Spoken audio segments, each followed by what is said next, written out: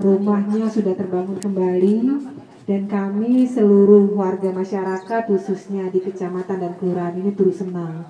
Apalagi Pak Ketua Basnas, Pak Ridwan juga pasti luar biasa senang sekali.